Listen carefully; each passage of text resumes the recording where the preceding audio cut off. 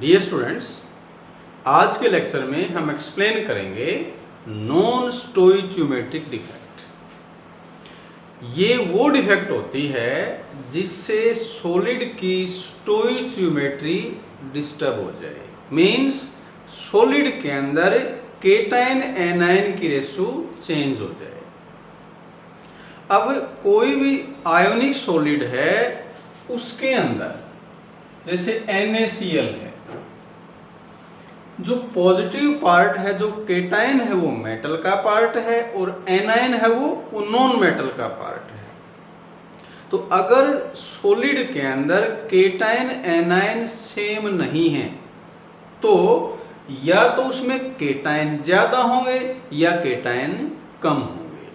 तो इसलिए non स्टोइचियोमेट्रिक defect है उसके दो टाइप्स हैं। क्या क्या? मेटल एक्सेस, मेटल मतलब केटायन ज्यादा हो एनायन से, और सेकंड है मेटल डेफिशिएंसी, केटायन कम हो। अब मेटल एक्सेस दो तरह से हो सकते हैं। आयोनिक सॉलिड के अंदर केटायन ज्यादा दो तरीके से हो सकते हैं। क्या क्या? या तो एनायन कम हो जाए या फिर एक्स्ट्रा केटायन को ऐड कर दें। तो पहला case metal excess by anion vacancy. ये हमने मेटल एक्सेस स्टार्ट किया। आगे मेटल एक्सेस दो ही तरीके से हो सकते हैं। पहला केस है एनायन की वैकेंसी हो जाए, सॉलिड में से एनायन बाहर निकल जाए, तो क्लियर है केटायन ज्यादा हो गए। तो देखो सिचुएशन कैसे आएगी। It can arise when one और मोर anions are missing from their lattice sites and the vacancies are occupied by electrons to maintain the electrical neutrality। क्या बताया देखो हमने, ये अपने पास एक आयोनिक सॉलिड है। अभी हमने इसमें परफेक्ट अरेंजमेंट दिखा रखा है। ये मान लिया अपने पास NaCl है। NaCl हमें पता कैसा होता है, व्हाइट। अब हमने NaCl को हीट किया। हम इस सिचुएशन का एग्जाम्पल ले रहे हैं। ये सिचुएशन कब आती है? NaCl को हमने हीट किया in presence of sodium vapours. तो उसमें क्या होगा, सरफेस के ऊपर सोडियम वेपर्स हैं। सोडियम वेपर्स में क्या है, सोडियम के एटम्स, और वो सोडियम के एटम्स हीट करेंगे तो आयोनाइज हो जाएंगे, सोडियम एटम इलेक्ट्रॉन का लॉस कर देंगे। अब क्या होगा, अंदर से जैसे ये मैंने दिखाया एक एनायन सरफेस पे आ जाएगा। ये कब होगा, जब हम हीट करेंगे। अब सरफेस पे आ गया क्लोराइड। तो हम देख सकते हैं इस क्रिस्टल के अंदर एनायन कम हो गए तो मेटल एक्सेस में हो गए। अब इसमें चार्ज इम्बैलेंस हो गया। सॉलिड में डिफेक्ट आने के बाद भी कभी चार्ज इम्बैलेंस नहीं होता, उसमें हमेशा इलेक्ट्रिकल न्यूट्रलिटी होती है, मेंटेन रहती है। तो कैसे होगी, यहाँ जो इलेक्ट्रॉन था वो इस एनायन की वैकेंसी को ऑक्युपाई कर लेगा। तो ये पहली सिचुएशन आ गई। क्या बताया था इसमें, एक या ज्यादा एनायन बाहर निकल जाएंगे, अंदर वैकेंसी आ जाएंगी, और उन वैकेंसी को ऑक्युपाई कौन कर लेंगे, इलेक्ट्रॉन्स, ताकि इलेक्ट्रिकल न्यूट्रलिटी मेंटेन रहे। अब देखें NaCl जो पहले व्हाइट था अब वो येलो हो गया। येलो देखो क्यों हुआ, जो ये एनायन की वैकेंसी थी जिसको इलेक्ट्रॉन ने ऑक्युपाई किया, ये इलेक्ट्रॉन्स एनर्जी एब्जॉर्ब करके एक्साइट हो जाएंगे, और एक्साइट होके क्या हो जाएंगे, अनस्टेबल। अब ये एक्साइटेड इलेक्ट्रॉन एनर्जी को एमिट करेंगे, और वो एनर्जी एमिट करेंगे वही कलर हमें दिखाई देगा। तो इसलिए इस इलेक्ट्रॉन की वजह से ये क्रिस्टल येलो हो गया। तो इस सेंटर को नाम दिया F centre.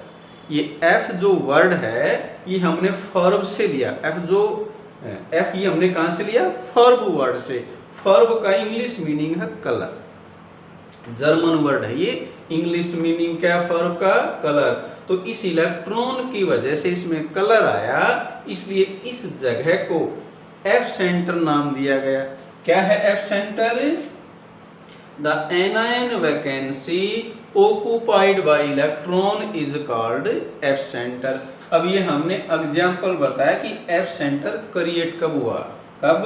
when NaCl is heated in presence of sodium vapors then it become yellow due to F center। तो अगर इक्वेशन आए कि NaCl in presence of sodium, lithium chloride in presence of lithium vapors, potassium chloride in presence of potassium vapours coloured क्यों हो जाते हैं? इसमें pink colour आया, इसमें वायलेट, जो भी कलर आया उसका रीजन एक ही है। हमने क्या लिखना है? Due to absent. बात क्लियर है? ये कलर किस वजह से आता है? Due to एब्सेंटर। एब्सेंटर हमने क्यों कहा? क्योंकि इस इलेक्ट्रॉन की वजह से कलर आया और इस जगह को हमने एब्सेंटर कहा इस वजह से। ये फर्ब जो जर्मन वर्ड है इस वजह से, और फब का मीनिंग इंग्लिश क्या बताया? कलर। अब जो सॉलिड्स हैं जिसमें एफ सेंटर बने हैं, जैसे NaCl का हमने एग्जांपल लिया, वो पैरामैग्नेटिक होंगे। क्यों होंगे? Due to presence of unpaired electron. ये जो एफ सेंटर है ना, इसमें एक इलेक्ट्रॉन है, वो इलेक्ट्रॉन कैसा है? अनपेयर्ड, इसलिए क्या बोलेंगे इसको? पैरामैग्नेटिक। इक्वेशन डिफरेंट आ सकते हैं, जब बार बार आते हैं। एफ सेंटर क्या है, उसका एग्जांपल का एग्जांपल ये बताना हमने, कब एफ सेंटर आया। ये क्या बताया कि एफ सेंटर की वजह से सॉलिड पैरामैग्नेटिक क्यों होते हैं, तो उसका कारण क्या बताया? Due to presence of unpaired electrons. तो ये हमने मेटल एक्सेस का एक पार्ट पूरा किया by anion vacancy. Second part start करते हैं बाय इंटरस्टिशियल केटाइंस। देखिए सिचुएशन क्या है अभी। ये मैंने एक बार फिर बना लिया परफेक्ट सॉलिड, इसमें कोई इरेगुलरिटी नहीं है। मेटल एक्सेस एक और तरीके से हो सकते हैं। वो तरीका क्या है? कोई एक्स्ट्रा केटायन, देखें ये एक्स्ट्रा केटायन इसमें ऐड कर दिया। कहाँ ऐड कर दिया? जो खाली जगह थी। खाली जगह कौन सी है? Interstitial sites. अब एक्स्ट्रा केटायन आएगा तो उसमें चार्ज इम्बैलेंस हो जाएगा, तो उसमें साथ वाली साइड में इलेक्ट्रॉन भी आएगा ताकि चार्ज बैलेंस रहे। तो अब इस सिचुएशन में भी क्या हो गए? मेटल एक्सेस में हो गए, केटायन एक्सेस में हो गए। एग्जांपल पहले देखें क्या है ये, कैसे आता है? It can arise when extra cation occupy the interstitial site. Electrical neutrality is maintained by presence of electron in another interstitial site। यानी कि जो दूसरी इंटरस्टिशियल साइट है वहां पर क्या जाएगा? इलेक्ट्रॉन, ताकि इलेक्ट्रिकल न्यूट्रलिटी मेंटेन रहे। अब इसका एग्जाम्पल है, ये एग्जाम में क्वेश्चन कई बार पूछा जाता है कि जिंक ऑक्साइड को हीट करते हैं तो ये येलो हो जाता है, वैसे जिंक ऑक्साइड भी व्हाइट है।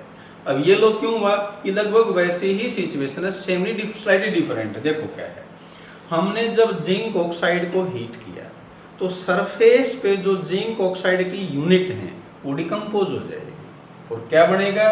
Zinc ion. और ऑक्साइड आयन से क्या बन जाएगी? इसमें देखो दो पार्ट हैं, Zn2 पॉजिटिव और O2 नेगेटिव। उस O2 नेगेटिव के इलेक्ट्रॉन लूज करने से ऑक्सीजन के एटम्स और ऑक्सीजन के मॉलिक्यूल्स बन जाएंगे बाद में। तो ओवरऑल क्या हुआ? हीट करने से जिंक आयन बन गए, ऑक्सीजन गैस बनी, वो S के ऊपर निकल जाएगी और साथ में क्या गए? इलेक्ट्रॉन। तो अब जो जिंक ऑक्साइड है उसका फार्मूला देखो, ये ऐसा बन जाएगा फार्मूला, जिंक 1+X। पहले माने इसमें X आयन है तो अब कितने हो जाएंगे? 1+, ये एक एक्स्ट्रा आयन हो गया। एक्स्ट्रा क्यों हुआ?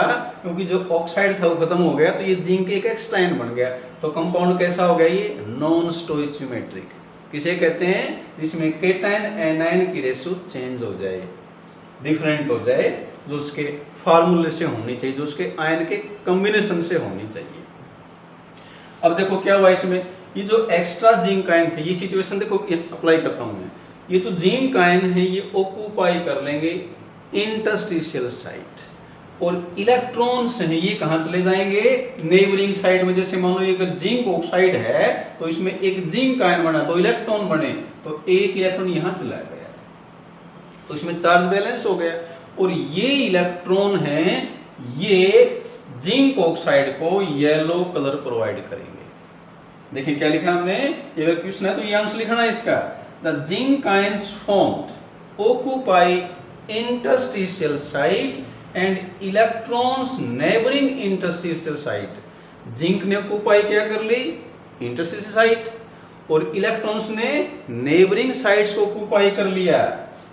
These electrons provide yellow colour to the crystal. तो ये दो केस थे जिसमें हमने एक्सप्लेन किया कि सॉलिड के अंदर किस तरह से मेटल एक्सेस में हो जाते हैं, यानी कि केटायन एनायन की रेशियो चेंज हो जाती है और डिफेक्ट क्या बन जाती है नॉन स्टोइचियोमेट्रिक। हम पढ़ रहे हैं नॉन स्टोइचियोमेट्रिक डिफेक्ट, ये पॉइंट डिफेक्ट की सेकंड टाइप है। क्या होती है ये थोड़ा मैंने पहले कल लिख दिया था, ध्यान दें एक बार। A defect that change the stoichiometry of solid, जिस डिफेक्ट से सॉलिड के अंदर केटायन एनायन की रेशियो चेंज हो जाएगी वो नॉन स्टोइचियोमेट्रिक है। जिसमें चेंज नहीं होती वो क्या है स्टोइचियोमेट्रिक डिफेक्ट। हमने बताया नॉन स्टोइचियोमेट्रिक डिफेक्ट दो तरह से अराइज हो, इसकी दो टाइप्स हैं। क्या क्या, मेटल एक्सेस में हो जाए या मेटल की डेफिशिएंसी हो जाए। तो दूसरा केस हम स्टार्ट कर रहे हैं मेटल की डेफिशिएंसी, मतलब सॉलिड के अंदर अब केटायन कम हो जाएंगे एनायन ज्यादा हो जाएंगे, तभी वो नॉन स्टोइचियोमेट्रिक होगी। बराबर होते हैं तो स्टोइचियोमेट्रिक। अब देखिए कैसे होगा, इसका केस लिखा है हमने, it can arise due to missing of a cation from its lattice site and the presence of cation having higher charge in adjacent lattice site।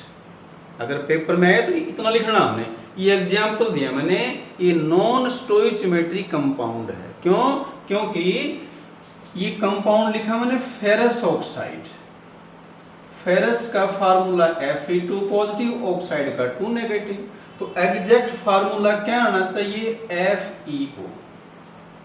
अगर ऐसा फार्मूला हो तो ये बन गया स्टोइचियोमेट्रिक, लेकिन एक्चुअली इसका ये फार्मूला है। तो क्लियर है कि एक अगर इसमें एनायन है तो Fe मेटल आयन कितने हैं 0.95, मतलब कम है, इसलिए नॉन स्टोइचियोमेट्रिक है। तो बताएंगे क्यों है, ये कारण क्या है इसका। पहले हमने एक और बताया कि ये डिफेक्ट आती कब है, ये डिफेक्ट उन्हीं कंपाउंड्स में आएगी जिसमें मेटल की वेरिएबल वैलेंसी आती हो। किन मेटल्स में आती वेरिएबल वैलेंसी, ट्रांजिशन मेटल्स में। आयरन है ये ट्रांजिशन मेटल है, हमें पता है आयरन की दो वैलेंसी क्या क्या, Fe2 positive and Fe3 positive. ये डिफेक्ट अल्कली मेटल हैलाइड में नहीं आएगी। अपने से पूछें कि NaCl में या किसी अल्कली मेटल हैलाइड में मेटल डेफिशिएंसी क्यों नहीं आती, तो हम कह सकते हैं कि जो अल्कली मेटल है ना उनकी ऑक्सीडेशन स्टेट फिक्स होती है +1, चेंज नहीं होती। नहीं अल्कलाइन में आएगी, वहां पर कितनी होती +2, मतलब S ब्लॉक एलिमेंट में नहीं आएगी, ये किस में आएगी ट्रांजिशन एलिमेंट्स में, D ब्लॉक एलिमेंट्स में आते हैं ये, क्योंकि वहां पर वेरिएबल वैलेंस होती है। अब देखिए ये Fe 0.95 क्यों बना, इसमें सिचुएशन देखो क्या हुई, इसमें कुछ फेरस आयन की वैलेंसी आई। ये जो फेरस ऑक्साइड है जिसको हम अगर कंबाइन करें आयन को तो ये फार्मूला आना चाहिए, लेकिन प्रैक्टिकली ये फार्मूला था, तो बता रहे कि क्यों आया ऐसा।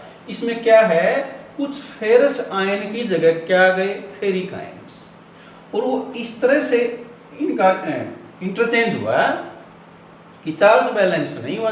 चार्ज बैलेंस रहना चाहिए, इलेक्ट्रिकल न्यूट्रलिटी हमेशा बैलेंस रहती है डिफेक्ट आने के बाद भी। तो कैसे पॉसिबल है, देखेंगे इसमें 3 फेरस आयन मान लो रिमूव हो गए, तो कितना चार्ज रिमूव हो गया? 6। तो 6 वापस कैसे आया होगा? इसमें 2 फेरिक आयन आ गए होंगे, यानी कि 3 मेटल आयन निकले और अंदर कितने गए? 2। तो क्लियर है 3 की जगह 2 गए, तो मेटल की क्या होगी? डेफिशिएंसी। अब आयरन की वेरिएबल वैलेंसी थी, इसलिए ऐसा हुआ। तो ये मेटल डेफिशिएंसी किन केसेस में आएगी? उन्हीं कंपाउंड्स में जहां मेटल की क्या होगी? Variable valence. तो ये हमने इसका सेकंड पार्ट भी कंप्लीट किया। एक न्यूमेरिकल ले रहे हैं जिसमें अपने पास सॉलिड है वो नॉन स्टोइचियोमेट्रिक है, मेटल की डेफिशिएंसी है, निकल के 2 आयन हैं, डाइवेलेंट और ट्राइवेलेंट। अपने को बताना है कि इसके अंदर कितनी परसेंटेज, कितना फ्रैक्शन है वो 2 पॉजिटिव का है, कितना 3 पॉजिटिव का है। तो इस तरह का कोई क्वेश्चन तो उसको स्टार्ट कैसे करें? यहां हमें गिवन है ये फार्मूला, तो इसको हम ऐसे लिख सकते हैं, डेसिमल हटाने के लिए मैंने इनको 100 से मल्टीप्लाई कर दिया। ये 1 है, ये 0.98 है, तो ये 98 हो जाएगा और ये 100 हो जाएगा। अब अपने पास 100 ऑक्साइड आयन हैं और 98 क्या है? निकल आयन्स। हमें बताना है 98 में कितने डाइवेलेंट हैं, कितने ट्राइवेलेंट हैं। मान लिया हमने, लेट नंबर ऑफ निकल डाइवेलेंट आयन्स x, टोटल 98 हैं, तो उसमें से अगर 2 पॉजिटिव को हमने x मान लिया तो 3 पॉजिटिव कितने हो जाएंगे? 19 माइनस x। तो यहां से हम निकाल लेंगे टोटल पॉजिटिव चार्ज।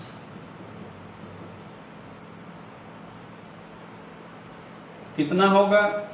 एक आयन का चार्ज है 2, आयन कितने हैं? x, तो कितना चार्ज हो गया? 2x। एक ट्राइवेलेंट का चार्ज है 3, कुल आयन कितने हैं? 98 माइनस x। सिंप्लीफाई करेंगे तो 2x प्लस ये आ जाएगा 294 माइनस 3x, और 2x माइनस 3x में से कितना बचेगा? Minus x। तो ये 294 माइनस x आ गया। ये क्या आया? Total positive charge. और टोटल नेगेटिव चार्ज कितना आएगा?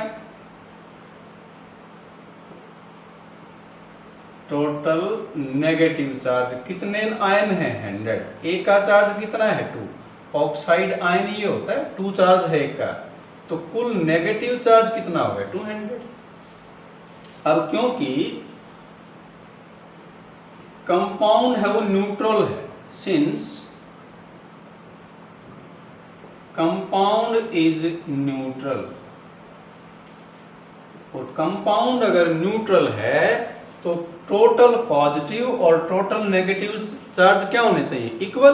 दोनों को इक्वल पुट कर देंगे, therefore 294 minus x is equal to 200। ये पॉजिटिव चार्ज, ये नेगेटिव चार्ज। तो यहां से अपने पास x आ जाएगा 94। x क्या आया? x आया निकल आयन, तो हम कह देंगे देयरफॉर नंबर ऑफ निकल आयंस कितने? 94, एंड नंबर ऑफ निकल ट्री पॉजिटिव आयंस कितने? टोटल आयन थे 98, उसमें से x 94 माइनस किया तो कितने आ गए? 4। तो यहां से हम निकाल लेंगे अब percentage of divalent ions. Percentage कैसे निकालेंगे? निकल के आयन है 94, डाइवेलेंट के टोटल आयन है 98 इंटू 100।